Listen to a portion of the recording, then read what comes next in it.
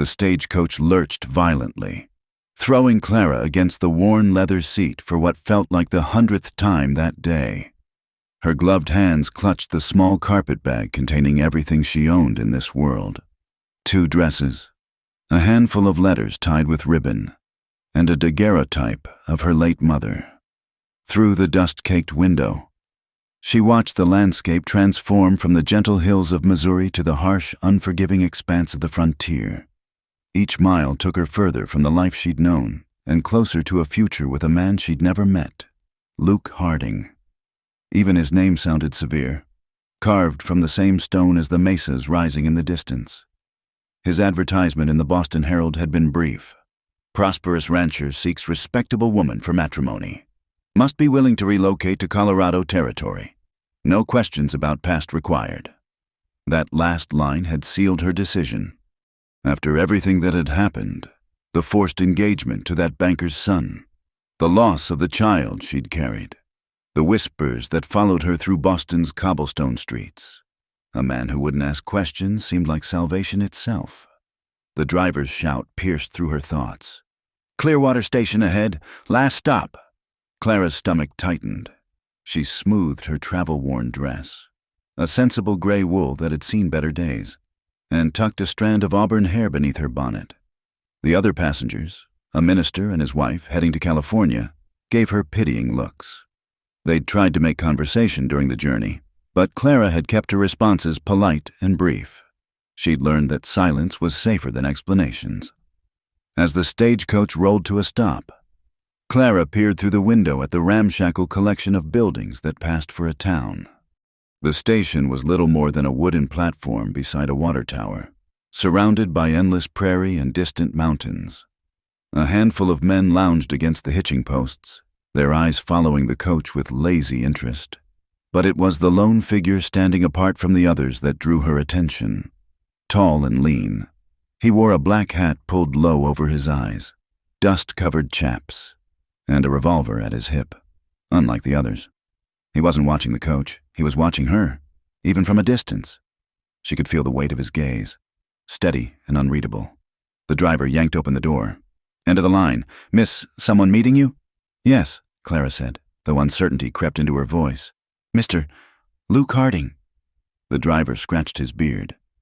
"Don't know any Luke, but that there's Wes Harding." He jerked his thumb toward the solitary figure. "Maybe he's come to fetch you." Clara's heart sank. This wasn't right. Luke had promised to meet her himself.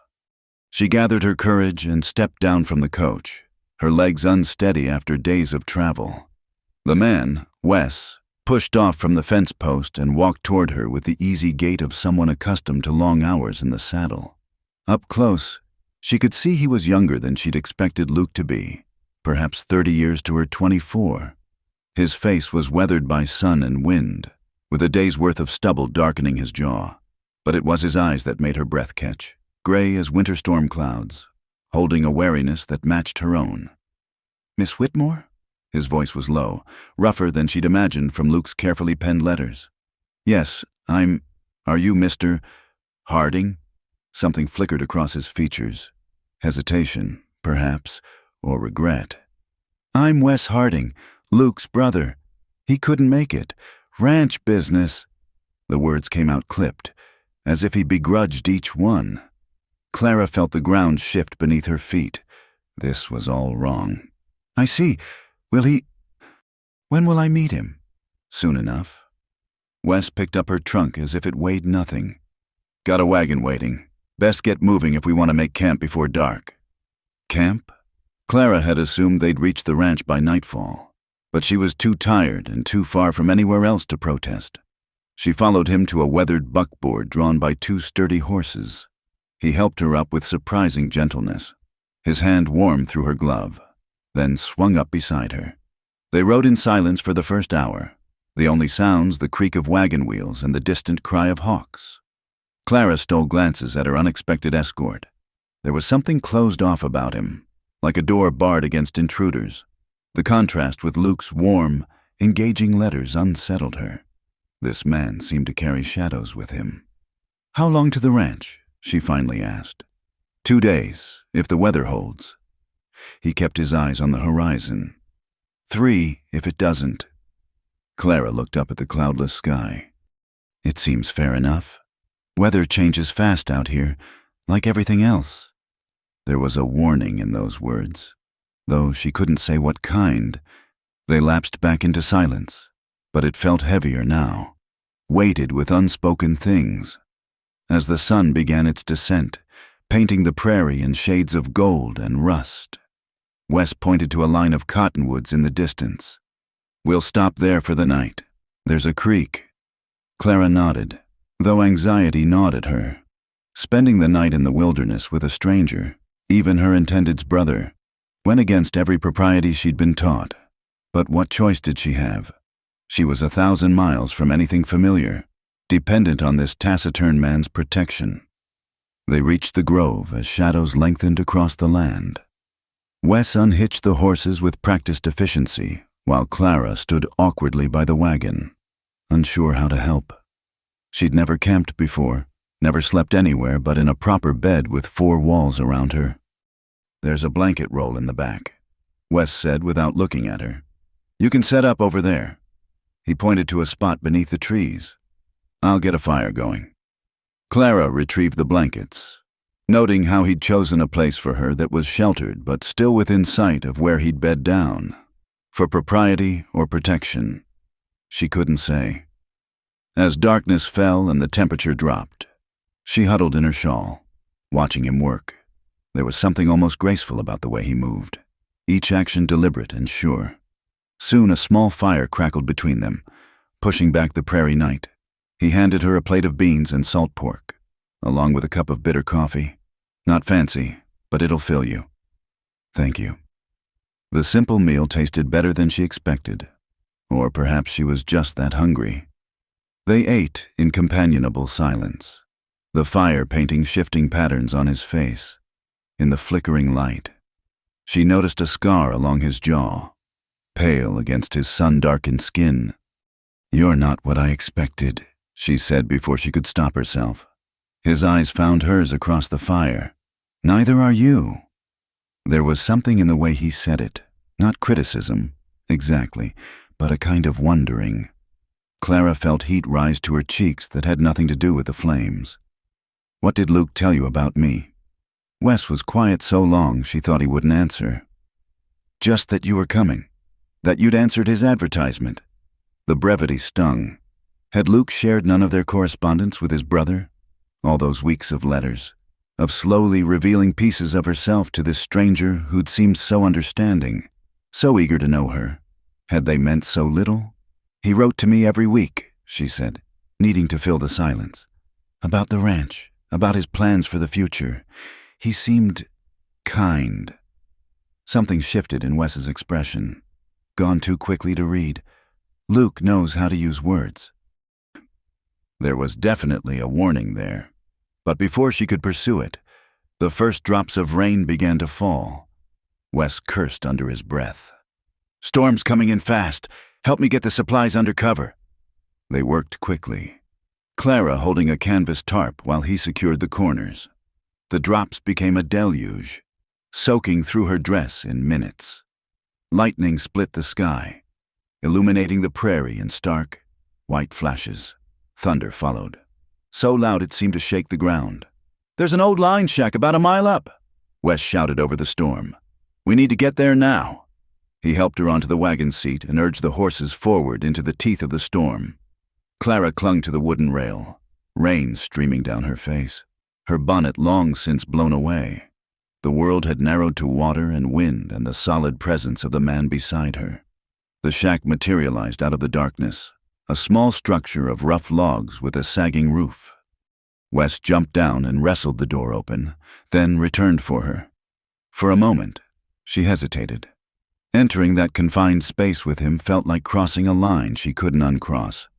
"Come on," he said, and something in his voice, not quite gentleness, but understanding, decided her. She let him lift her down, his hands strong at her waist, and together they ran for shelter. Inside was dark and musty, but dry. Wes fumbled with matches until a lantern flared to life.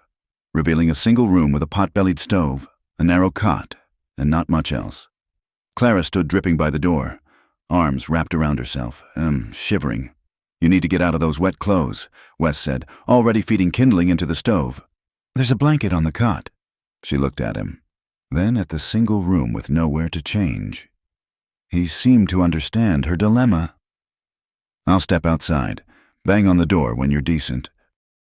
He disappeared into the storm before she could protest that she didn't want him catching his death on her account. Quickly, she peeled off her sodden dress and petticoats, hanging them on nails by the stove, wrapped in the scratchy wool blanket.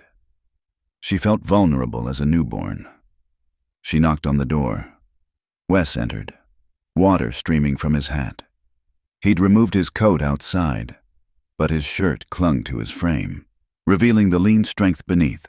He turned his back to her and began stripping off his own wet things with the unconsciousness of someone used to frontier practicalities.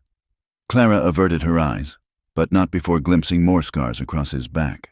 Long, pale lines that spoke of violence survived. She wondered what had marked him so, this quiet man with storm-colored eyes. He pulled on a dry shirt from his saddlebags and settled on the floor near the stove. "You take the cot. I've slept in worse places." "I couldn't." "You will." His tone brooked no argument. "Storm like this could last all night. You need rest." Clara lay down, pulling the blanket tight around her, despite the circumstances. Exhaustion tugged at her. The stove's warmth and the steady drum of rain were almost soothing, but sleep wouldn't come. She was too aware of him there in the darkness, this stranger who was and wasn't the man she'd come to marry. "Can I ask you something?" Her voice sounded small in the dark. "Why did you really come to meet me, not Luke?" The silence stretched so long she thought he'd fallen asleep.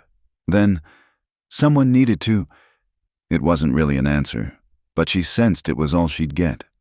She closed her eyes, listening to the storm and trying not to think about how her carefully laid plans were already unraveling. She'd come west to marry a stranger. True, but at least Luke's letters had made him feel known. This man was something else entirely, a mystery wrapped in silence and scars. Sometime in the night, fever took her. The soaking and exhaustion had been too much for a body already worn thin by travel. She woke to chills that shook the narrow cot, her skin burning even as she shivered. "Cold," she whispered to the darkness. "So cold." She felt rather than saw Wes move. A hand touched her forehead, calloused but gentle. "You're burning up." He moved away, and she heard water being poured. Then a cool cloth pressed against her face, her neck. "Easy now? You're all right?" But she wasn't all right. She was sick and alone, dependent on a stranger's mercy in a land that showed none. Tears leaked from her eyes as he tended to her. This man who owed her nothing. "Don't cry." His voice was softer than she'd heard it. "You're tougher than you think, coming all this way. You'll make it through this, too." He pulled his own blanket from the floor and laid it over her, then sat beside the cot. Through her fever, she was aware of him keeping watch, replacing the cool cloths, murmuring words she couldn't quite catch but that soothed nonetheless. Once, she thought she felt his hand smooth the hair back from her face, but that might have been delirium. Dawn came gray and watery, the storm having blown itself out. Clara's fever broke with it, leaving her weak but clear-headed. She found Wes asleep in the chair beside her, slumped forward with his head resting on his arms. In sleep. The harsh lines of his face had softened, making him look younger, almost vulnerable. She studied him in the pale light. This man who'd spent the night caring for a stranger. There was kindness in him, buried deep but there. It made her wonder what had driven it so far beneath the surface. His eyes opened, immediately alert. For a moment, they just looked at each other, something unspoken passing between them. Then he straightened, the walls going back up. "Fever's broken. You'll do." He stood, all business again. "I'll check the horses. Your clothes should be dry by now." After he left, Clara rose on shaky legs and dressed. Her traveling outfit was wrinkled but wearable. She tried to tidy her hair without a mirror, knowing she must look a fright. When she emerged from the shack, she found Wes loading the wagon. "Thank you," she said, "for last night, for taking care of me." He paused, not quite meeting her eyes. Would have done the same for anyone. But she didn't think that was true. There'd been something personal in his touch, his vigil, something that went beyond duty or common decency. They continued their journey under clearing skies, but something had changed between them. The silence felt different now, not empty but full of possibility. Clara found herself stealing more glances at him, wondering who he really was beneath that controlled exterior. And sometimes, she caught him looking back. As the ranch came into view late that afternoon, a sprawling collection of buildings nestled in a valley, Clara felt her nerves return. Soon, she'd meet Luke, the man she'd promised to marry. But her thoughts kept returning to the storm, the shack, and the quiet man beside her who'd shown her more genuine care in one night than she'd known in years. "There it is," Wes said. "The Double H Ranch." "It's beautiful," Clara said, and meant it. But what she didn't say was that she was no longer sure she was ready for what awaited her there. Something had begun in that storm, something as unexpected as lightning and just as dangerous. And she had the feeling that Wes felt it too, though he'd never say so. As they descended into the valley, Clara touched the letters in her bag, all those words from Luke that had brought her here. But it was the unspoken words of the man beside her that echoed in her heart, making her wonder if fate had played a different hand than the one she'd thought she was dealt. The wagon wheels had barely stopped turning when Wes abruptly changed direction, steering the horses away from the main house and toward a narrow trail that wound up into the hills. "Where are we going?" Clara asked, confusion evident in her voice. "Isn't that the ranch house?" "Luke's been called away on business," Wes said, not meeting her eyes. "Cattle buyers from Denver. He'll be gone a few days." The lie came too easily to his lips, and Clara noticed the way his jaw tightened after speaking it.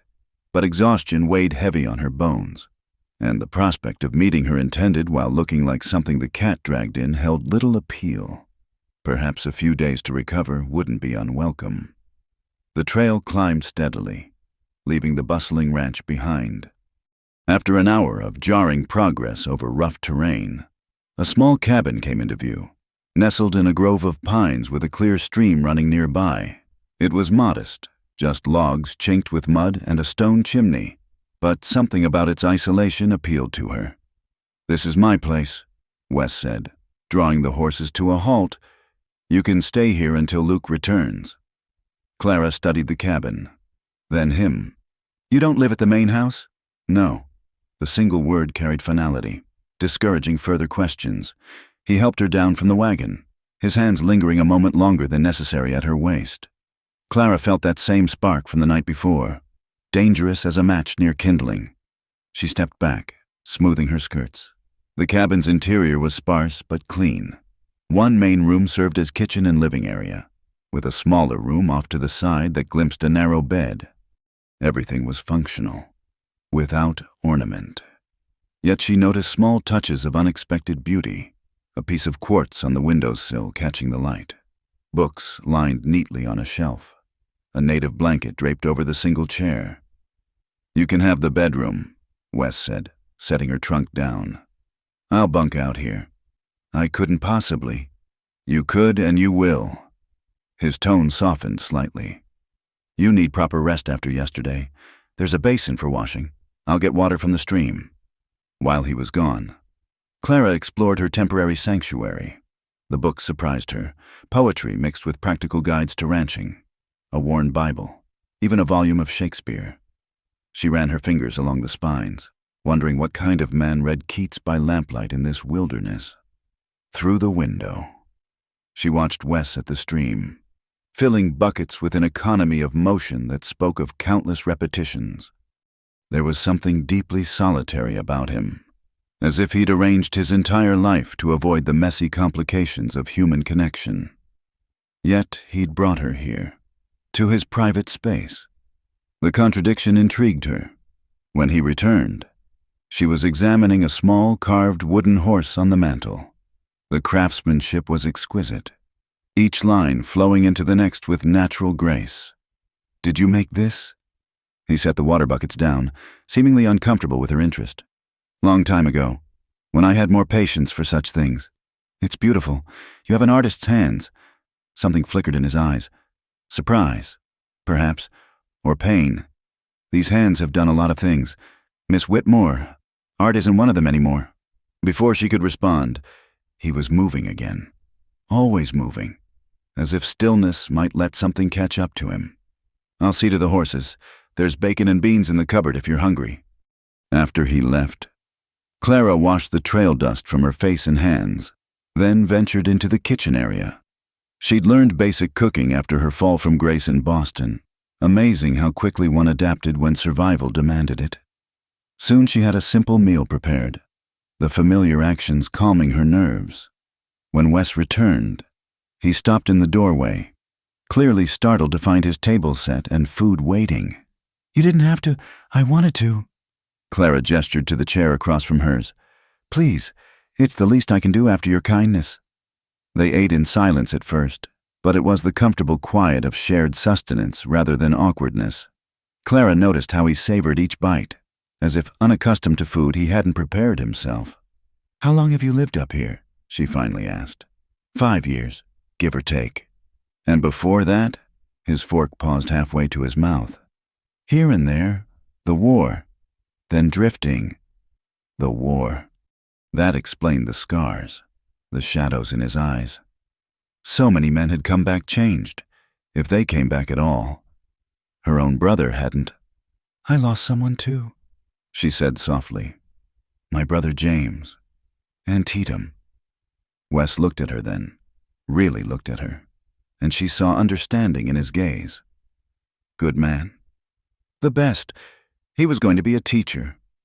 Tears threatened, but she blinked them back. "What about you? Did you lose many?" "Everyone." The word dropped like a stone into still water. "My unit, He stopped, jaw working. "Everyone."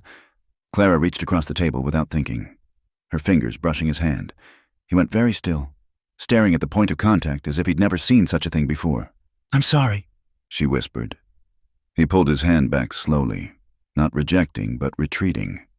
Was a long time ago, but she could see it wasn't. Not really. Some wounds never healed clean, just scarred over enough to function. She recognized the signs because she carried her own. The next few days fell into an unexpected rhythm. Wes would leave early to tend his small herd of cattle and horses, returning by afternoon. Clara took over the domestic chores without discussion, finding satisfaction in creating order and comfort in the simple space. She mended his shirts, surprised by how many needed attention. She cooked meals that actually included vegetables from the small garden she discovered behind the cabin. She even attempted to organize his books by subject, though he grumbled good-naturedly about not being able to find anything. In the evenings, they sat by the fire, him whittling, her sewing, and talked in fits and starts. She learned he'd been a sergeant in the cavalry, that he'd grown up on a farm in Missouri before the war tore everything apart. He learned about her life in Boston, though she kept the darkest parts hidden still. Neither mentioned Luke or why she was really there. On the 4th night, she found him on the porch, staring out at the stars scattered like spilled salt across the sky. The mountain air was cool, raising goosebumps on her arms. "Couldn't sleep?" she asked, wrapping her shawl tighter. "Don't sleep much." He shifted to make room for her on the bench. "You should be resting." "So should you." A wolf howled somewhere in the distance, answered by another. The sound should have frightened her, but sitting beside Wes, she felt only a thrilling awareness of the wild beauty surrounding them. "Do you ever get lonely up here?" The question escaped before she could catch it. He was quiet so long she wished she could take it back. Then, "Didn't used to think so." The implication hung between them, delicate as spider silk. Clara's heart beat faster, though she kept her voice steady. "And now?" He turned to look at her, and in the moonlight his eyes were silver, depthless. Now I think maybe I was just hiding. From what? From this. The words were barely a whisper. From feeling anything again. Clara forgot to breathe. She knew she should move, should put distance between them, but her body wouldn't obey. They sat frozen in the moment, balanced on the edge of something irreversible. Then Wes stood abruptly, the spell broken. It's late. You should go in. But the next night, he was the one who suggested they watch the sunset from the porch, and the night after that. She brought out coffee and they talked until the stars wheeled overhead. Each evening the space between them on the bench grew smaller, though neither acknowledged it. On the 7th day, Clara decided to attempt laundry. She'd seen Wes washing his own clothes at the stream and figured she could manage, but the current was stronger than it looked, and when she reached for a shirt that had gotten away, she slipped on the wet rocks. Strong arms caught her before she could fall, pulling her back against a solid chest. For a moment, they stood frozen like that, her back pressed to his front, his arms around her waist. She could feel his heart hammering as hard as her own. You all right? His breath stirred her hair. Yes, but she didn't move, and neither did he.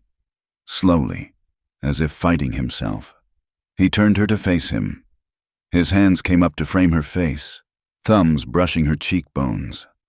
Clara's lips parted, her eyes fluttering closed in anticipation. This is wrong.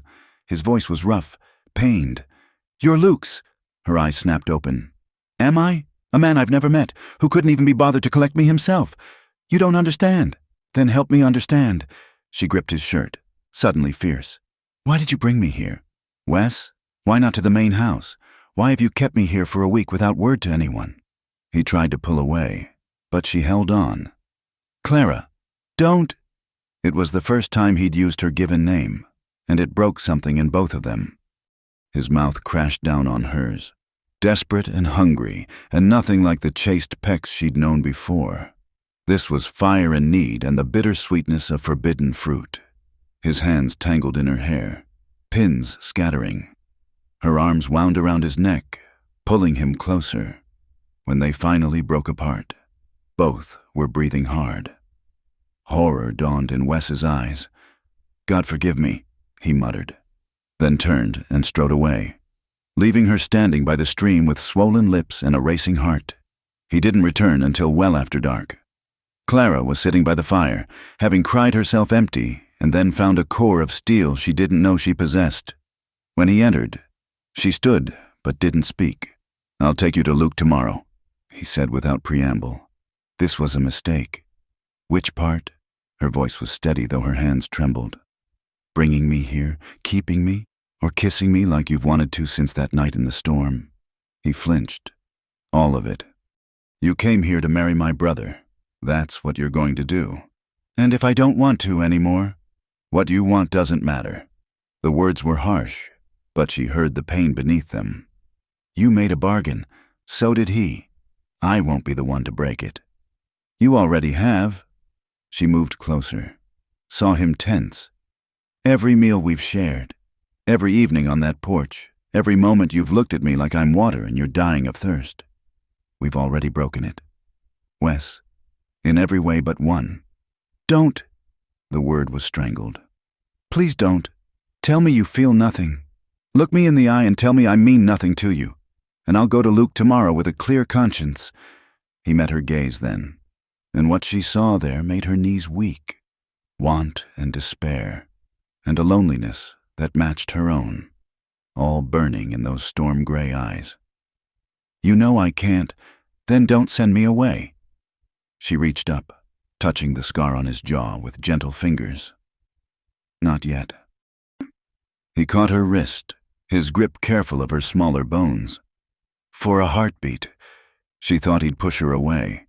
Then he brought her palm to his lips, pressing a kiss there that felt like goodbye. One more day, he said against her skin. God help me, one more day.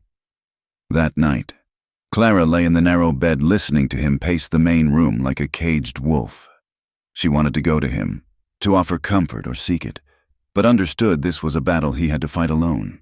Tomorrow would bring what it brought. But tonight, in this cabin hidden away from the world, they existed in a space between what was proper and what was true. Through the thin walls, she heard him finally settle. Then, so quiet she might have imagined it, his voice in the darkness. "I wish you'd never come, Clara Whitmore, and I thank God every minute that you did." She pressed her face into the pillow to muffle her sobs, knowing that tomorrow everything would change. The cabin that had become a haven would be just another stopping point on the way to her proper destiny. And the man who'd shown her what she'd been missing all her life would fade back into his self-imposed exile, carrying another scar that wouldn't show. But tonight, they were still here, still circling each other like binary stars, bound by a gravity neither had expected. Tomorrow could bring duty and propriety and all the weight of expectations. Tonight, there was only the wish and the truth and the terrible sweetness of finding something worth losing. Morning came wrapped in mist, the mountain air holding that peculiar quality of change that made Clara's skin prickle with awareness. She found Wes already at the stove, making coffee with movements that seemed too careful, too controlled. Neither spoke of his promise to take her to Luke today. Neither spoke at all. She dressed with trembling fingers, choosing her best remaining dress, a deep blue wool that brought out the green in her eyes. Foolish to care how she looked on what might be their last day together, but she couldn't help herself. When she emerged from the bedroom, Wes's sharp intake of breath told her the effort wasn't wasted. "Coffee's ready," he said roughly, turning away. They sat at the small table, the silence between them alive with everything unsaid. Clara noticed his hands shake slightly as he lifted his cup. Her own weren't much steadier. "Wes, don't." He still wouldn't look at her. "Please." But she was done with silence, done with propriety. "I need to know something. That first night, in the storm, did you feel it too? This thing between us?" His knuckles went white around the tin cup.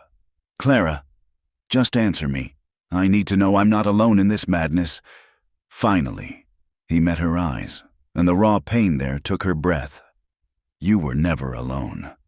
Not from the moment I saw you step off that stage, looking lost and brave and so damned beautiful it hurt to breathe. I knew then I was in trouble." "Then why?" "Because you're not mine to want." The words came out harsh, self-loathing. "Because I gave up the right to happiness a long time ago. Because good men don't steal their brother's bride." "What if the bride wants to be stolen?" He stood so abruptly his chair scraped against the floor. "I need to check the horses." But Clara was faster, moving to block his path to the door. "No more running. We've danced around this for days. Wes, I need to know what happened to you. What hurt you so deeply you think you don't deserve love? Move aside." "No." They stood there, inches apart, wills clashing like flint against steel. Clara could see the battle in his eyes, the need to flee warring with something deeper, hungrier. "You want to know?" His voice dropped low. Dangerous. "Fine. Her name was Margaret. We were engaged before the war. I left her with promises of coming back, of the life we'd build together. But the man who came back wasn't the one who left. I was different. Broken. Dark inside in ways I couldn't explain." Clara wanted to reach for him, but sensed this confession couldn't be interrupted. She tried to understand. God knows she did, but I'd wake up screaming, seeing faces of dead men instead of hers. I drank too much, fought too much. One night, he paused, jaw working. One night I woke from a nightmare and didn't recognize her. For just a moment, I saw an enemy instead of the woman I loved. I didn't hurt her, but the fear in her eyes, his voice cracked. She left the next day, married a shopkeeper 2 months later. I heard she has 3 children now. A good life, safe life. That wasn't your fault, Clara said softly. The war revealed what was already inside me. The darkness, the violence. Margaret saw it and ran. She was smart to do it. He looked at Clara then, eyes blazing with intensity. That's why you need to go to Luke. He's stable, successful, everything I'm not. He can give you the life you deserve. And if I don't want that life? Clara lifted her chin defiantly.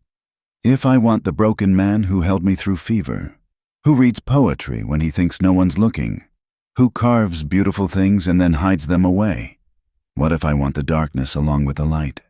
You don't know what you're saying, don't I? She stepped closer, close enough to feel his breath on her face. You think you're the only one with shadows? Wes Harding, you think you're the only one who wakes with nightmares? Something shifted in his expression. Clara, I was engaged once too, to a banker's son named Charles. My parents arranged it. I was a good match. Pretty enough, accomplished enough. But Charles had particular tastes. He liked his women meek, silent, obedient. When I spoke my mind, he'd correct me. Small things at first, a pinched arm, a twisted wrist. Nothing that would show. Wes went very still, a different kind of tension entering his body. It got worse after we were formally engaged. He said it was his right to train me properly for marriage. One night, he went too far. I fought back, managed to scratch his face badly. The next day, he told everyone I'd attacked him in a fit of hysteria, that I was unstable, possibly mad. My parents believed him. Her voice grew bitter. Or chose to. The scandal when I broke the engagement was immense. Then I discovered I was with child. Wes made a sound low in his throat, but Clara pressed on. Needing to finish, I lost the baby at 3 months. The doctor said it was the stress, the violence, my body's way of protecting itself. After that, I was truly ruined. No decent man would have me. That's why I answered Luke's advertisement, a chance to start over where no one knew my shame. There's no shame in surviving, Wes said fiercely. None at all. Then why do you carry yours like a hair shirt? She reached up, cupping his scarred jaw. We're both broken. Wes, maybe that means we fit together better than whole people would. He leaned into her touch for just a moment, eyes closing. When they opened, they were dark with want. You're playing with fire. Then let me burn. The last thread of his control snapped. He pulled her against him, his mouth claiming hers with desperate hunger. This kiss was nothing like the one by the stream. This was possession and surrender all at once. Clara melted into him, her hands fisting in his shirt, trying to get closer still. He walked her backward until she hit the wall, his body caging hers. One hand tangled in her hair while the other splayed across her lower back, pressing her into him. She could feel every hard line of his body through the layers of cloth between them. And it wasn't enough. Would never be enough. Clara, he groaned against her mouth. We have to stop. No, she nipped at his lower lip, thrilling at his sharp inhale. No more stopping, no more running. Just this, Wes, just us. He pulled back enough to search her face, looking for doubt, for hesitation. Finding none. He let out a breath that might have been prayer or curse. Then he was kissing her again, deeper, slower, with a tenderness that made her eyes sting with tears. They spent the morning learning each other in ways that had nothing to do with words. The tentative brush of fingers against skin, the catch of breath when lips found sensitive spots, the sweet torture of wanting more but holding back from the final line they both knew they shouldn't cross. By afternoon, they lay on the bearskin rug before the fire. Clara's head on Wes's chest, his fingers combing through her unbound hair. Her dress was rucked up to her knees, his shirt hanging open. But they'd maintained that last boundary. Barely. I should take you to town, he said without conviction. Find you a room at the boarding house. You should. She pressed a kiss to the scar over his heart. But you won't. No, he admitted. God help me, I won't. Not yet. They made a meal together, moving around the small kitchen with the ease of long partnership. Clara caught him watching her with such raw longing it made her blush. This domestic intimacy was almost more intense than their physical exploration, the promise of what could be if the world were different. As evening painted the sky purple and gold, they sat on the porch steps, her between his knees, his arms wrapped around her from behind. The vista spread before them. Mountains and valleys and endless sky seemed to exist just for this moment. "Tell me about your dreams," she said. "Before the war. What did you want?" He was quiet for a moment, chin resting on top of her head. "Simple things. A farm of my own. Few horses. Maybe some cattle. A wife who'd tolerate my moods. Children to carry on the name." He huffed a bitter laugh. Foolish dreams for a foolish boy. Not foolish, beautiful. She laced her fingers through his. "You could still have those things." "With you?" The question slipped out, vulnerable as an exposed nerve. Clara turned in his arms to face him. "Yes, you don't mean that. I've never meant anything more." She touched his face, memorizing the planes and angles. "Run away with me. Wes, tonight. We'll go somewhere new, somewhere nobody knows us. California, maybe, or Oregon. Start fresh." For a moment, she saw it in his eyes, the wanting, the possibility. Then reality crashed back in. "With what money? What prospects? I've got nothing but this cabin and a few head of cattle. That's no life for you." "It's the life I choose." "And Luke, the promise you made?" "A promise to a stranger, based on lies. He never told me about you, never mentioned a brother at all. What else has he hidden?" Wes was shaking his head before she finished. "It doesn't matter. I gave my word to look after you until he returns. I won't break that trust, no matter how much I—" He stopped, jaw clenching. "How much you what?" Clara pressed. "Say it. Wes, just once. Say it." He cupped her face in his hands, thumbs stroking her cheekbones. "How much I love you." "There, does that make it better or worse?" "Both," she whispered, tears spilling over. "Oh, Wes, both." They held each other as darkness fell, neither willing to be the first to let go. The night sounds rose around them, owls calling, coyotes singing to the stars, the endless whisper of wind through pine. It should have been peaceful, but Clara felt like she was balanced on a knife's edge, disaster waiting on either side. "Come to bed with me," she said against his throat. "Not for that. Just hold me, please. If this is all we have, I need—" "Shh." He stood, pulling her up with him. "I know." In the small bedroom, they lay fully clothed on top of the covers, curved into each other like parentheses around an unspoken truth. Wes's arm was heavy across her waist, his breath warm against her nape.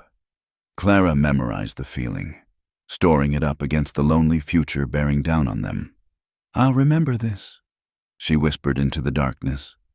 "When I'm old and gray, married to a man I don't love, I'll remember the week I spent in a cabin with a cowboy who saw me truly." His arm tightened around her. "Don't say that." "Why not? It's the truth." She turned in his embrace to face him. "Unless you're willing to fight for us." "Fighting's all I've ever been good at. But this isn't a war. Clara, there's no winning this. Someone gets hurt no matter what we choose. Then let it be me. Let Luke hate me. Let society condemn me. Just don't let me go. Wes, please." He kissed her then, soft and sad and full of goodbye. "Sleep, sweetheart. Just sleep." But she didn't sleep. She lay awake, feeling his heartbeat against her palm, watching the moonlight creep across the floor, counting down the hours until morning would force them back into the roles the world expected them to play. Sometime near dawn, Wes stirred. "Clara, I'm awake. I need you to know something. These days with you, they've been the closest to happiness I've felt since before the war. Maybe ever. You made me remember what it was like to hope." She pressed her face into his chest to muffle her sobs. "Then hope with me now. Choose us. Wes, choose love over duty just this once." But when the sun rose, painting the mountains in shades of rose and gold, she knew his answer before he spoke it, could see it in the set of his shoulders, the careful distance he put between them as they dressed and prepared for the day. He was going to take her to Luke. He was going to do the honorable thing, even if it killed them both. Because that's who Wes Harding was, a good man who'd convinced himself he wasn't, a man who'd sacrifice his own heart before breaking his word. Clara watched him saddle the horses with steady hands that had shaken with need just hours before. She memorized the way the morning light caught in his dark hair, the graceful economy of his movements, the way he wouldn't quite meet her eyes. "Ready?" he asked, and the word held volumes. "No," she said honestly. "I'll never be ready for this." Something flickered across his face, pain or regret, or maybe both, but he just held out his hand to help her mount, and Clara knew the dream was ending. The cabin that had been their world would go back to being just another building, and they would go back to being strangers, pretending those stolen days had never happened. Except they had happened. And as Clara settled into the saddle, she made herself a promise. She might have to marry Luke Harding. She might have to play the dutiful wife and pretend her heart wasn't buried in a cabin in the mountains. But she would never forget, and she would never stop hoping that someday, somehow, love might prove stronger than honor. The trail down the mountain had never seemed shorter. The sound of horses approaching the cabin made Clara's heart leap. She'd been hanging wash on the line, humming softly, lost in the simple pleasure of mountain air and sunshine. For just a moment, she thought Wes had returned early from checking his cattle, but the rhythm was wrong. Too many hooves, moving too fast. 3 riders crested the hill, and Clara's blood turned to ice. The man in front sat his horse like he owned the world, broad-shouldered and golden-haired where Wes was dark. Even before he spoke, she knew. Luke Harding. He dismounted in one fluid motion, his pale eyes taking in the scene. Clara in a simple calico dress, sleeves rolled up, hair coming loose from its pins. Clearly at home in this place she shouldn't be. His gaze lingered on the wash line, noting Wes's shirts hanging beside her undergarments with an intimacy that spoke volumes. Well, well. His voice was cultured, smooth as aged whiskey. Nothing like Wes's rough honesty. "You must be Miss Whitmore. I'm Luke Harding, your intended, though I confess I expected to find you at the boarding house in town, not playing house with my brother." Clara lifted her chin, refusing to be cowed. "Mr. Harding, I wasn't aware you knew I'd arrived. News travels fast in a small community. Imagine my surprise when the sheriff mentioned seeing Wes in town buying ladies' supplies." He stepped closer, and Clara caught the scent of bay rum and tobacco. "Where is my dear brother?" "Tending the herd. He'll be back soon. I'm sure he will." Luke's smile didn't reach his eyes. "May I ask why he brought you here instead of to the ranch, or to town, as would be proper?" Clara met his gaze steadily. "You'll have to ask him that." "Oh, I intend to." He walked past her into the cabin without invitation, his men remaining mounted outside. Clara heard him moving around inside, no doubt cataloging the evidence of her presence. Her sewing basket by the chair, her shawl on the peg by the door, the 2 plates from breakfast still on the table. When he emerged, his face was thunderous. "How long have you been here?" "A week?" "A week." He laughed, but there was no humor in it. "A full week, unchaperoned, in my brother's cabin? Do you have any idea what you've done to your reputation? To mine?" "My reputation was already in tatters. Mr. Harding. That's why I answered your advertisement in the first place." Clara surprised herself with her boldness. "As for yours, I fail to see how it's been damaged when no one knew I was your intended. You never mentioned me to anyone, did you?" His eyes narrowed. "You've got a sharp tongue. I don't recall that from your letters." "Perhaps because you didn't write them yourself." The guess was a shot in the dark, but his flinch told her she'd hit the mark. "Who did? Your foreman? A hired clerk?" "The content was mine." "Was it? Did you read my responses? Do you know anything about me beyond what was in my initial reply to your advertisement?" Before he could answer, the sound of approaching hoofbeats made them both turn. Wes rode in fast, taking in the scene at a glance. Luke's men. Clara backed against the wall of the cabin, Luke himself standing too close to her. He dismounted before his horse had fully stopped, positioning himself between Clara and his brother. "Luke." "Wes." Luke's tone was deceptively mild. "Care to explain why my bride is doing laundry at your cabin?" "She was sick after the journey, needed time to recover before meeting you." "How thoughtful. And it never occurred to you to send word, to bring in a proper chaperone? Or were you hoping I wouldn't find out? Wes's hand flexed near his gun belt. An unconscious tell Clara had learned to read. It wasn't like that. No, then tell me, brother, what was it like? Because from where I'm standing, it looks like you've stolen what's mine. She's not property, Luke, isn't she? I paid for her passage. I offered marriage and respectability. I own the contract, same as I'd own a horse or a head of cattle. The blow came so fast Clara barely saw it. One moment Luke was talking. The next, he was on the ground, blood streaming from his nose. Wes stood over him, fists clenched, looking more dangerous than Clara had ever seen him. Say that again, Wes growled. Compare her to livestock one more time. Luke's men had drawn their guns, but Luke waved them off as he got to his feet, pulling a handkerchief to stem the bleeding. Always were too quick with your fists. Little brother, that's why Father left the ranch to me. No self-control. Father left it to you because you were there to sweet-talk him while I was off fighting his war. My war, too. I served. You served behind a desk in Washington, writing supply requisitions.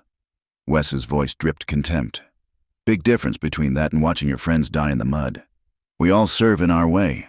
Some of us just serve smarter. Luke dabbed at his nose, wincing. But we're getting off track. The question is, what to do about this situation? There's no situation. Clara interjected. Both men turned to her, seeming surprised she'd spoken. I'm not marrying you. Mr. Harding, I can't marry a man who thinks of me as purchased goods. Luke's eyes went flat. You don't have a choice. You signed a contract. Under false pretenses. You misrepresented yourself in your letters. Letters you didn't even write. Prove it. Clara opened her mouth, then closed it. Of course she couldn't prove it. The letters were all she had, and handwriting could be imitated or explained away. That's what I thought. Luke straightened his coat. Now, Miss Whitmore, you'll collect your things and come with me. We'll be married by week's end, as planned. I'll overlook this, indiscretion, provided you prove a dutiful wife going forward. She's not going anywhere with you, Wes said quietly. Oh? And what standing do you have to prevent it? You're not her guardian. You're not her betrothed.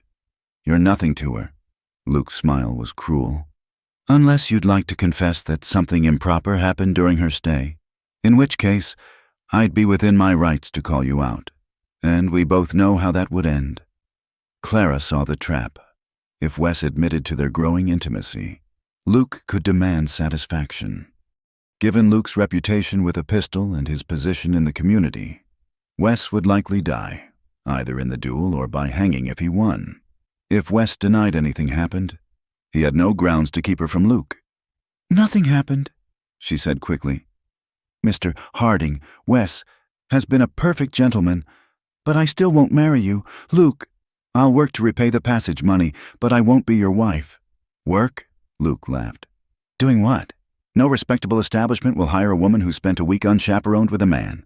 The boarding house won't even rent to you once word spreads. And trust me, it will spread. He was right, and they all knew it. Clara felt the walls closing in, destiny reasserting its grip. There's another option, Luke continued, his tone thoughtful. I could sue you both for breach of contract and fraud. Tie up Wes's land in legal battles. Make sure everyone knows exactly what kind of woman you are. Miss Whitmore. By the time I'm done, you'll be grateful for any offer of marriage, even from a traveling salesman. You bastard, Wes snarled. Perhaps, but I'm a bastard who gets what he's owed. Luke gestured to his men. Boys, help Miss Whitmore gather her belongings. We're leaving. Touch her and I'll kill you. Wes's voice was deadly calm. No, you won't. Luke sounded almost sad. Because despite everything, you still have Father's sense of honor. You won't start a fight that ends with her reputation destroyed and you hanged for murder. You'll let her go because it's the right thing to do. The noble thing. Just like you let Margaret go. Wes flinched as if struck. Luke pressed his advantage. Oh yes, I know all about that. Poor broken Wes. Too damaged to hold on to love. Well, here's your chance to be noble again, brother. Let her go. Let her have the life she came here for. The life I came for was based on a lie. Clara said, but her voice sounded weak even to her own ears. Most lives are. Luke replied, the fortunate ones just have prettier lies. Clara looked at Wes, seeing the war playing out behind his eyes. Love against duty, desire against honor. The man he wanted to be against the man he thought he was. She knew which would win. Could see it in the slump of his shoulders, the defeat creeping across his features. He would let her go because he truly believed it was best for her, because Luke had aimed his arrows at Wes's deepest wounds and found their mark. I need a moment, she said, to gather my things. Alone. Luke nodded graciously, the victor showing magnanimity. 5 minutes. Boys, watch the door. Inside the cabin, Clara moved mechanically, packing her few possessions. Her hands shook as she folded the dress Wes had bought her in town, the fabric still smelling faintly of the lavender soap he'd included, shy as a schoolboy. She picked up the small wooden horse from the mantel, hesitated, then tucked it into her bag, something to remember beauty by. Wes appeared in the bedroom doorway, moving silent as smoke. There's a back window, he said urgently. I'll create a distraction. You run for the tree line. I know places in the mountains where Luke would never find you. And then what? Live like an outlaw. Always running, always hiding. Clara touched his face. That's no life. Wes, not for either of us. It's better than... No. She pressed her fingers to his lips. Luke's right about one thing. You are noble, too noble to let me throw away my future for a dream. She rose on her toes, replacing her fingers with her lips in a kiss that tasted of goodbye. Be happy. Wes, find someone who can heal those wounds Luke likes to pick at. Someone who can give you those children to carry on your name. Clara, promise me. Her voice broke. Promise me you'll try to be happy. He pulled her against him, burying his face in her hair. I can't. You're taking all the happiness with you. A sharp rap on the door. Time's up, Miss Whitmore.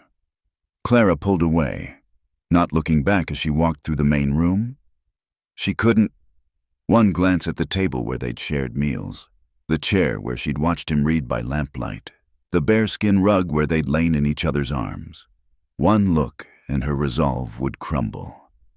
Luke helped her into his wagon with exaggerated courtesy. As they pulled away, Clara kept her eyes fixed forward, though every fiber of her being wanted to turn for one last look at the cabin, at the man standing in the doorway. You made the right choice, Luke said as they descended toward the valley. Wes means well, but he's broken. The war destroyed something essential in him. He'll never be able to give a woman what she needs.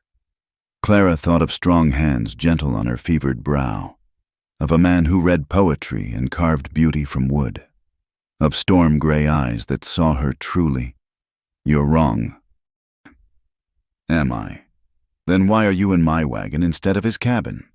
To that, Clara had no answer. The mountains fell away behind them, and with them the first real happiness she'd known. Ahead lay the ranch, marriage to a stranger, a life of comfortable emptiness.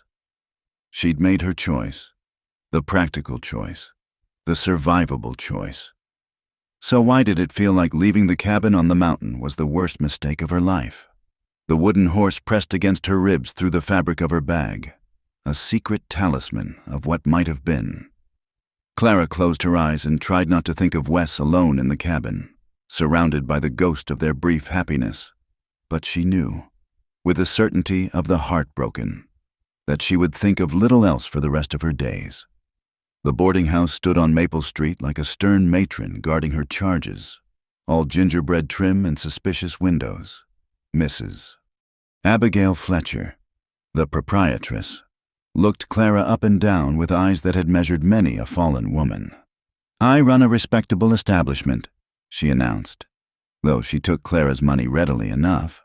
No gentlemen callers after 8, no spirits, no loud behavior, breakfast at 6, dinner at 5, miss it and you go hungry. Clara nodded, too weary to care about rules.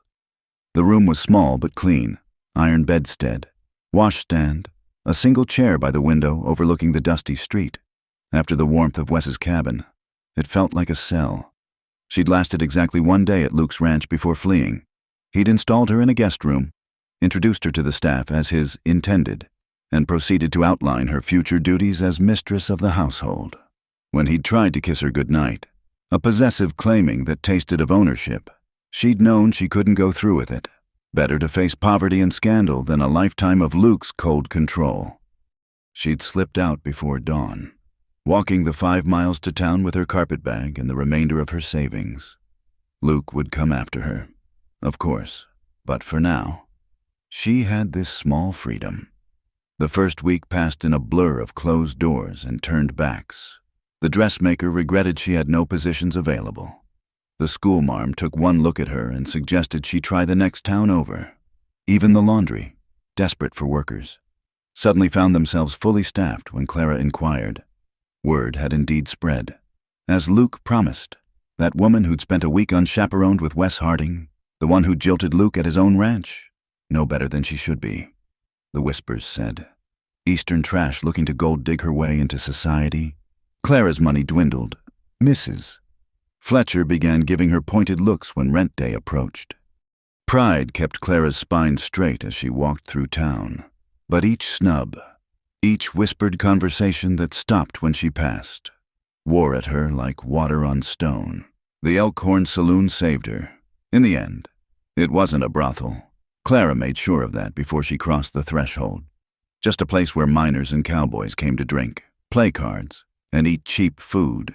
The owner, Sam Morrison, was a grizzled former cavalryman with kind eyes and a practical nature.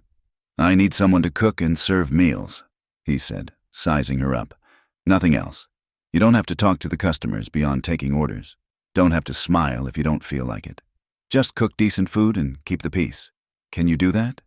"Yes," Clara said, voice steady despite her desperation.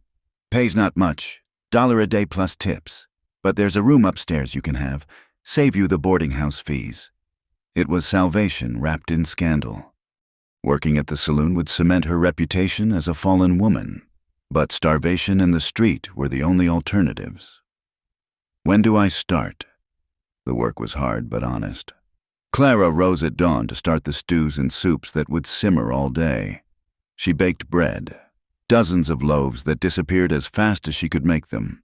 The miners were rough but respectful, perhaps recognizing a fellow soul beaten down by circumstance. She kept to herself, speaking only when necessary, ignoring the lewd suggestions and marriage proposals that came with the territory. Most men gave up quickly, moving on to more receptive targets. She became part of the scenery, the silent woman who served good food and wanted nothing more. From the saloon's windows, she could see the comings and goings of the town. Sometimes she glimpsed Luke riding past, always with men at his side, always searching. Once, her heart stopped when she saw a familiar black hat, but it was just another cowboy, not the one who haunted her dreams. Wes was keeping to his mountain, apparently. Clara told herself it was for the best. Seeing him would only reopen wounds better left to scar. 3 weeks into her new life, trouble walked through the Elkhorn's bat-winged doors. Luke entered like he owned the place, flanked by 2 of his men. The saloon's usual chatter died as he surveyed the room, his pale eyes finally landing on Clara where she stood behind the bar, coffee pot in hand. "Well, well, how the mighty have fallen." He sauntered over, boot heels loud in the silence. "From intended bride to saloon girl in less than a month. That must be some kind of record." Clara set the pot down carefully, aware of every eye in the place watching. "What do you want?" "Luke." "What's mine?" He leaned against the bar, too close. "You owe me." "Clara." "Passage money, room and board, not to mention the humiliation of being jilted. I'm here to collect. I offered to work off the debt. You refused. I've reconsidered. You can work it off as my wife. The offer still stands." And my answer still stands, no. His hand shot out, grabbing her wrist hard enough to bruise. "You don't seem to understand your position. No decent man will have you now. You're lucky I'm still willing—" The click of a hammer being cocked cut him off. Sam Morrison stood at the end of the bar, shotgun aimed at Luke's head. "Let her go," Sam said mildly. "And get out. This is a respectable establishment." Luke released Clara's wrist slowly. Respectable? With her working here? More respectable than wherever you learn to manhandle women. Out, now. For a moment, violence hung in the air like smoke. Then Luke laughed, stepping back. "This isn't over," he told Clara. "You can't hide behind old men and shotguns forever." After he left, Clara's hands shook so badly she had to sit down. Sam poured her a whiskey, patting her shoulder with awkward kindness. "He won't give up," Clara said. "Men like that never do. But you've got friends here. Remember that." Friends. It was more than she dared hope for. That night, several of the regulars made a point of telling her she cooked the best stew in 3 counties. Small gestures, but they warmed her more than the kitchen's heat. Days passed. Clara developed routines, found small pleasures in successful bread or a perfectly seasoned roast. She saved every penny, planning for the day she'd have enough to leave, to start over somewhere Luke's shadow couldn't reach. Then Wes walked in. She was carrying a tray of dirty dishes, had no warning before the doors swung open, and there he was. Thinner than she remembered, shadows under his eyes, but still the most beautiful thing she'd ever seen. Their eyes met across the smoky room. The tray slipped from her numb fingers, crashing to the floor in a cacophony of broken crockery. Neither moved. "Clara!" Her name on his lips was prayer and pain combined. She fled to the kitchen, hands pressed to her mouth to hold in the sob building in her chest. He didn't follow, but she felt his presence like a brand, knew he was still there. Waiting. Sam appeared in the doorway. "Take your time," he said gently. "I'll handle the front." Clara splashed cold water on her face, tried to steady her breathing. She'd known this moment would come.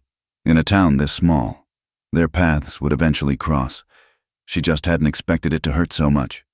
When she finally emerged, Wes had taken a table in the corner, hat on the scarred wood before him.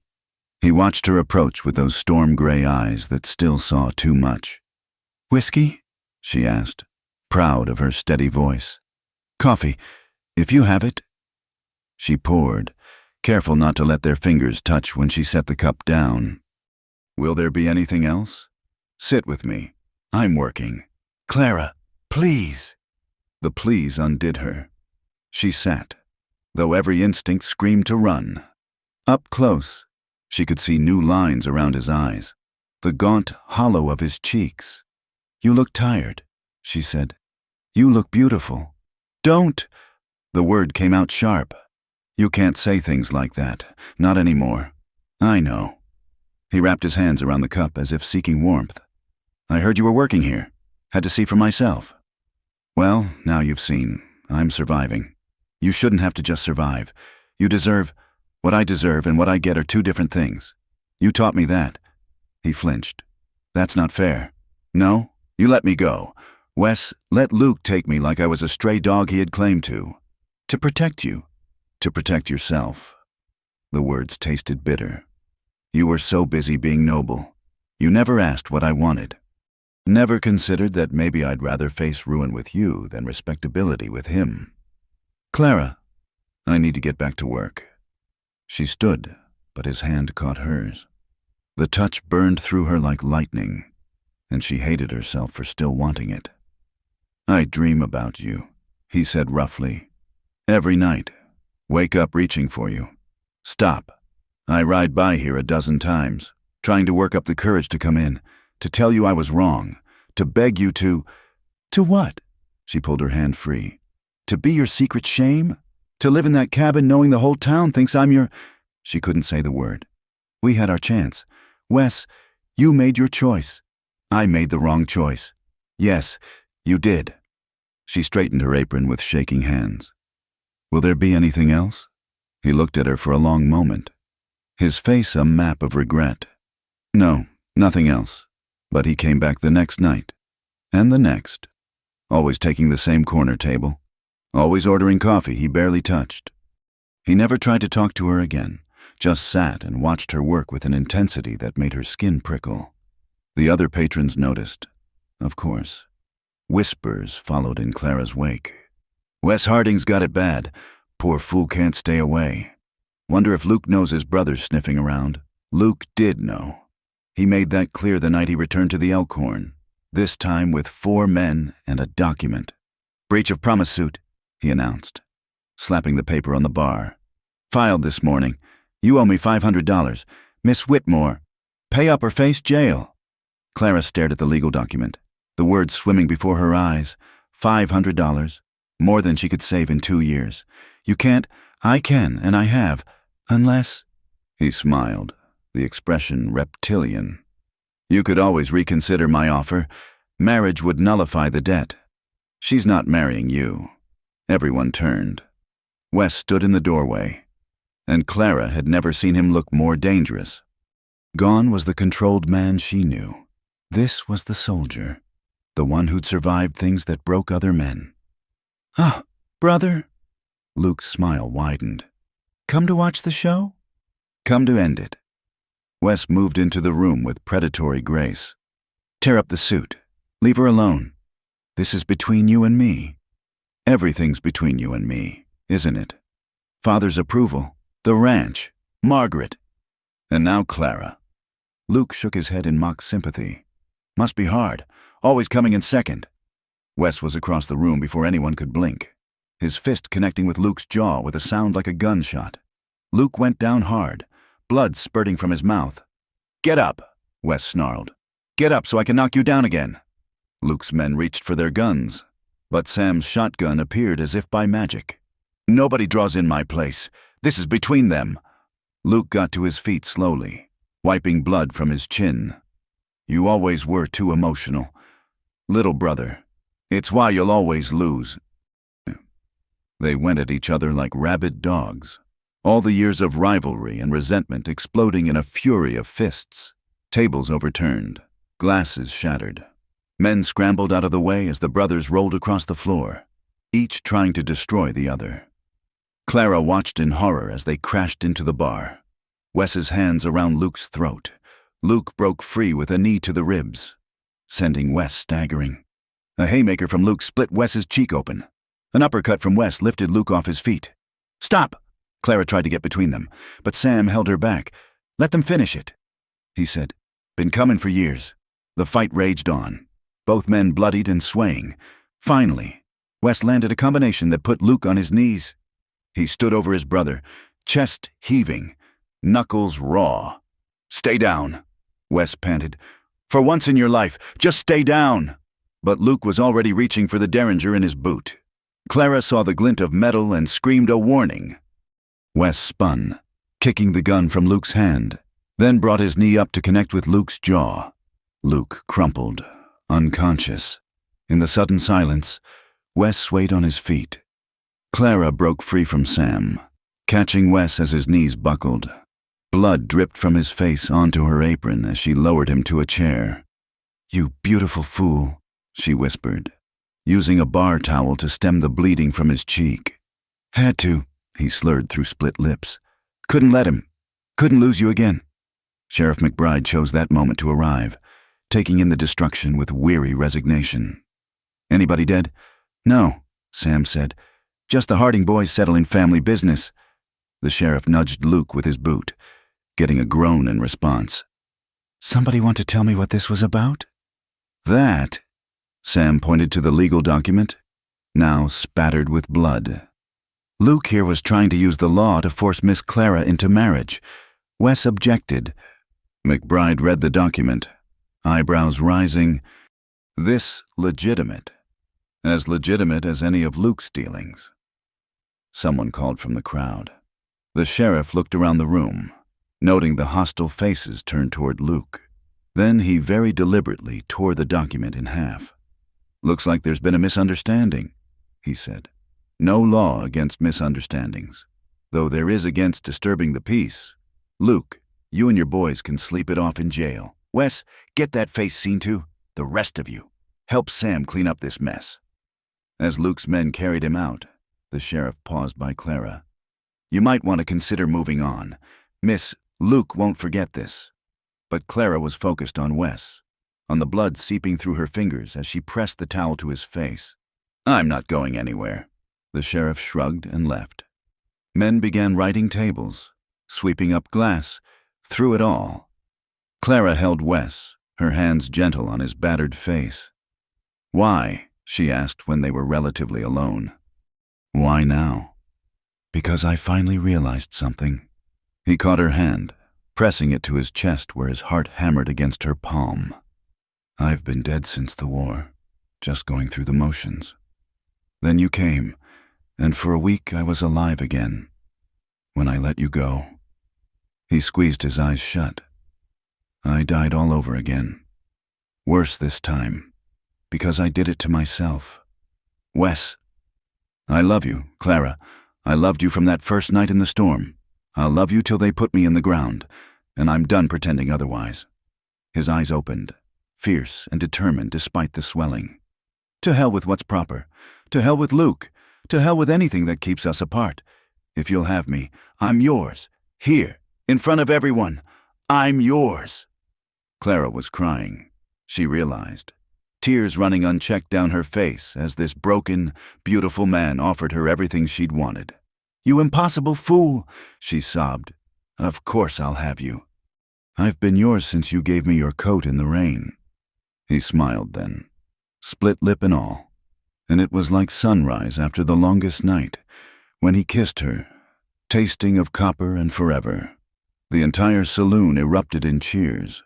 They were outcast still, scandalous, improper, but they were together, and that made all the difference. The cabin welcomed her back like an old friend. Clara stood in the doorway, breathing in the familiar sense of pine smoke and leather. Feeling something tight in her chest finally ease, Wes set her trunk down, watching her with an uncertainty that made her heart ache. Nothing's changed, she said softly, running her fingers along the table where they'd shared so many meals. Everything's changed. He stood behind her, not quite touching. Clara, are you sure? Living here without marriage. The town will... She turned in his arms, silencing him with a finger to his lips. The town already thinks the worst of me. At least now I'll have earned their scorn. His hands came up to frame her face, thumbs tracing her cheekbones with reverent care. You deserve better than scandal. I deserve you, she corrected. Just you, Wes, however I can have you. The kiss that followed was different from all that had come before. No desperation, no stolen moments, no fear of tomorrow. This was coming home. That first night, they sat before the fire, relearning each other with words and silences. Wes told her about the weeks after she'd left, the bottle he'd crawled into, the fights he'd picked hoping someone would end his misery, the moment Sam Morrison had grabbed him by the collar and told him to either drink himself to death or go get his woman back. Took me another week to find the courage, he admitted. Kept thinking about what Luke said, that I was broken, that I'd ruin you like I ruined everything else.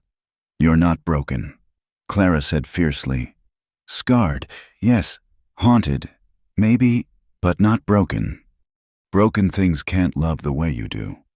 They moved together then, drawn by forces stronger than propriety or reason. In the small bedroom where she'd once lain alone, they came together with a tenderness that bordered on worship. Each touch was a promise, each kiss an apology for time wasted. Wes traced the landscape of her body like a man memorizing home before a long journey. His calloused hands impossibly gentle. Clara mapped his scars with lips and fingertips, offering benediction for each mark the world had left on him. When they joined, it was with tears and whispered vows that needed no church to make them sacred.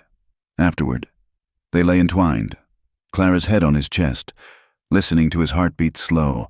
The moonlight through the window painted everything in silver, making the moment feel like a dream. Are you mine now? Wes asked into the darkness, his voice vulnerable as a child's. I've always been yours. Clara replied, even when we were apart, especially then. The days that followed fell into a rhythm both new and familiar. Clara resumed her domestic role, But now Wes was there to share it. He taught her to ride properly, sitting behind her with arms around her waist, laughing when she squeaked at the horse's sudden movements. She taught him to bake bread, flour ending up in his hair and on his nose, leading to kisses that nearly burned the loaves. They worked side by side, mending fences, tending the garden, caring for the small herd of cattle that was Wes's livelihood. At night, they came together with a passion that only grew stronger for being freely given. But the world beyond their mountain haven hadn't forgotten them. The first sign came 2 weeks later. Wes returned from town with supplies and a grim expression. "Luke's out of jail, and he's been talking." "What kind of talking?" "The kind that ends with torches and righteous anger." He pulled her close, pressing his face into her hair. "Maybe we should leave. Head west, start over where nobody knows us." Clara pulled back to look at him. "Is that what you want? To run?" "I want you safe, and I want a life with you. A real life. Not always looking over our shoulders." She touched his face, still bearing faint marks from the fight. "We make our stand here. Wes, together." He kissed her fiercely. "Brave woman, too brave for your own good."